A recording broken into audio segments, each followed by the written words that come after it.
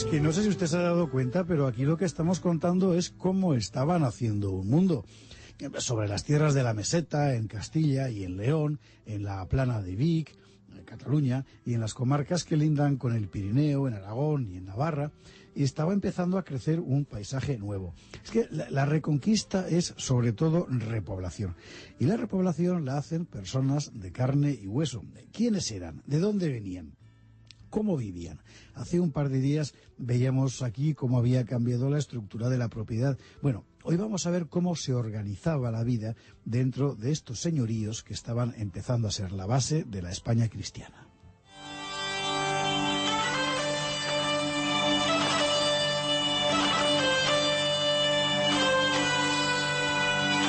En el paisaje que están haciendo hay un punto central, la villa, es decir, la aglomeración de viviendas donde habitan las gentes que atienden el señorío. El eje de la villa es la casa del señor, ya se trate de un castillo, un palacio o un monasterio. En torno a este eje se despliega la vida de la villa, el molino, el horno, la fragua con sus correspondientes leñadores, herreros, panaderos, hortelanos, pastores, bodegueros y al frente de todos ellos un delegado que administra el dominio. A ese delegado en Castilla se le llamará merino, en Cataluña batlle, en Aragón baile y en los señoríos eclesiásticos prepósito. Cuando el señor no resida físicamente en la villa, es el caso por ejemplo de las villas de propiedad regia, el merino o baile se convertirá en el verdadero poder de la comunidad. ¿El señorío qué era? Bueno, el señorío físicamente constaba de dos partes. El señorío era una tierra, el señorío era una tierra y tenía dos partes. Una parte de las tierras era arrendada a colonos que venían a instalarse aquí. Y la otra la explotaba directamente el señor, evidentemente no él, sino sus siervos. Bueno, esta parte que pertenecía directamente al señor es lo que se llamaba reserva señorial. Vale, con frecuencia las reservas eran la parte más productiva del señorío. Será común que a medida que vaya aumentando la población, los otros, los colonos, pidan al señor que les arriende nuevas tierras de cultivo sobre esa parte que el señor se ha reservado, sobre la reserva señorial. Y bueno, esto va a dar lugar a muchísimos conflictos. A veces también formaban parte de la reserva señorial los montes y los prados que se destinaban a leña o a pastos. Pero la verdad es que aquí la gestión adquiría una amplísima variedad de soluciones. Había lugares, por ejemplo, donde los montes y los pastos quedaban a libre disposición de los colonos y había otros sitios donde el señor imponía su uso exclusivo sobre montes y pastos. Y había otros, además, donde había que pagar. Por ejemplo, los montazgos, que dan derecho a utilizar un monte. La relación entre los colonos y el señor se sustanciaba en un contrato por el cual los colonos pagaban al dueño una cantidad determinada. Se trataba de un viejísimo sistema que venía de época romana, el tributo territorial, que se pagaba por el hecho de ocupar un pedazo de terreno. Hoy lo llamamos contribución. Ahora no lo cobraba la administración imperial, sino el señor. De manera que este pago venía a ser la expresión material de la propiedad, de quién era el jefe. Este impuesto recibió nombres muy diversos: tributo, foro, infurción, pecha. En Cataluña, usaticum o terratlle, porque se pagaban en el mes de marzo y en la fiesta de San Martín en noviembre. Esos eran las marzadas. Es que claro, es verdad. El catalán, en Castilla y León se le llamaba los castellanos como sois, terratxe. Y el marzazga o martiniezga, que así se llamaba en Castilla y León, pues estos se pagaban en el mes de marzo y en la fiesta de San Martín en noviembre. ¿Cuánto y cómo pagaban los colonos? Hay casi tantas modalidades como villas. La cuarta parte de la cosecha, la 10ª o la 9ª, como en Aragón. Por lo general se trataba de una parte menor de las cosechas. Bueno, esto es lo que pagaban los colonos al señor. Pero el servicio que el colono prestaba no se limitaba a la entrega de una pequeña parte de la cosecha propia, sino que incluía otras prestaciones, normalmente en forma de trabajo extra en la reserva señorial. Una palabra como serna, por ejemplo, que nos suena, pues proviene del nombre que se daba a las faenas que los campesinos tenían que realizar en las tierras del señor cuando había mucha tarea, por ejemplo en la época de la recolección o en la época de la siembra. En estas ocasiones el colono, cuando había terminado las faenas en sus propias tierras, tenía que acudir a las del señor para hacer lo que se le mandara. Y con frecuencia estos trabajos no eran agrarios, sino que eran bélicos o de construcción. Por ejemplo, estaba la castellaria, que era la obligación de contribuir a la construcción o reparación del castillo. Estaba la anubda, que era el turno de vigilancia en la frontera o en la muralla. Estaba la facendera, que era el trabajo manual al hacer caminos y puentes y tal. Bueno, además, los señores completaban sus ingresos con los derechos que los campesinos pagaban por utilizar lo que había en la villa: el horno, el molino, la fragua.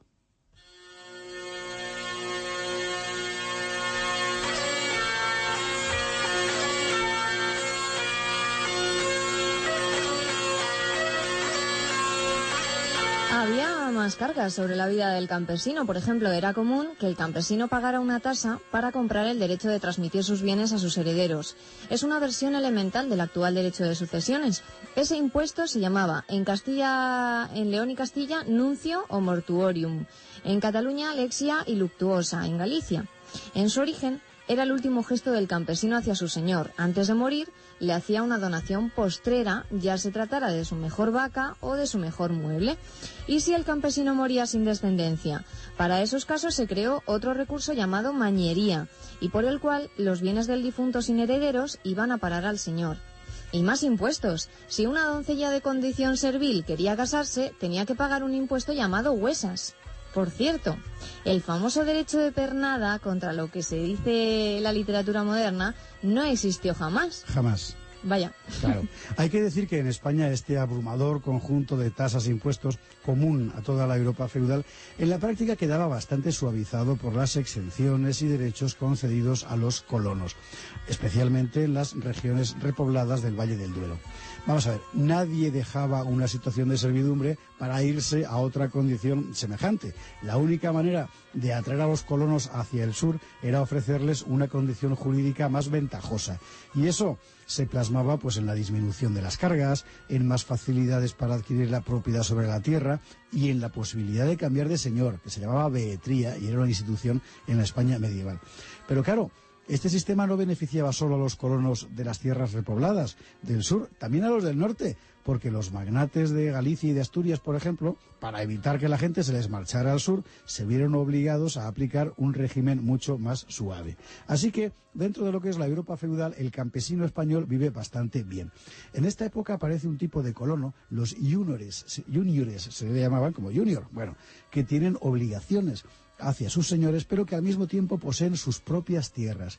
En casi toda España se va a llamar a estos juniores, a estos campesinos, collazos o solariegos. Casi como mi apellido. Casi como tu apellido. ¿Cómo se vivía en estas comunidades? A la altura de nuestro relato, mediados del siglo X, la vida en estas villas es enteramente agraria. La actividad se concentra en el campo, no hay más minería que la de la sal. El comercio también se limita al mercado de productos del campo y su alcance se reduce al propio afoz del lugar en cuestión. Muy raramente llegan mercaderes de zonas vecinas. También son escasísimos los que dentro de las villas se dedican exclusivamente al comercio. Eso vendrá después. Los productos que circulaban dentro de la villa eran los del campo, y en especial los cereales: trigo, centeno, cebada, a veces avena. Y esos cereales eran la base de la alimentación, junto a las verduras de la huerta, porque cada casa tiene su propia huerta. La carne y el pescado solo eran accesibles para los estamentos superiores de la pirámide social. Un detalle técnico, que estas cosas tienen su importancia. En esta época, en España, la tierra se rotura con carácter bienal, es decir, se trabaja un año y al año siguiente se deja en barbecho, descansando, igual que en tiempos de los romanos. ¿Por qué? Pues porque en el campo se usa todavía un arado ligero que profundiza poco en la tierra. Y tampoco hay otros fertilizantes que el estiércol del ganado, ¿no? Así que, para no quemar la tierra, hay que dejarla sin siembra un año de cada dos. Es decir, cada 2 años una cosecha en un campo. Pero muy pronto va a empezar a difundirse por Europa. Parece que sobre todo a partir de los Países Bajos, un nuevo tipo de arado más pesado, de vertedera se llama, que profundiza más y que permite levantar mayor cantidad de tierra en cada labor. Al permitir levantar mayor cantidad de tierra, airea más tierra, con lo cual la hace más fértil. A partir de este momento, las cosechas van a crecer porque va a ser posible plantar 2 años consecutivos y dejar el barbecho para el tercero. Es decir, antes era de cada 2 años una cosecha, ahora será de cada 3 años 2 cosechas. Este nuevo arado, bueno, esto va a ser una auténtica revolución a partir del siglo XI en toda Europa. Una revolución de la que hoy, con la vida urbanita que llevamos, no nos damos cuenta, pero por sus proporciones es comparable a lo que 1000 años más tarde significó la entrada de las máquinas en el campo.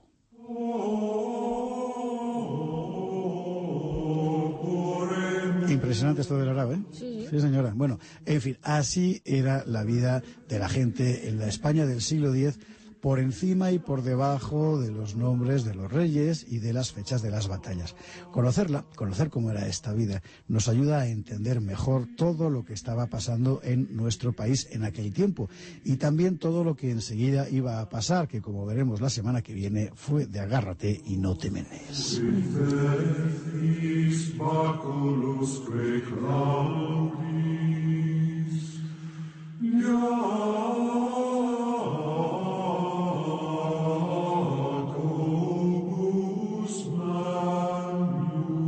La estrella polar.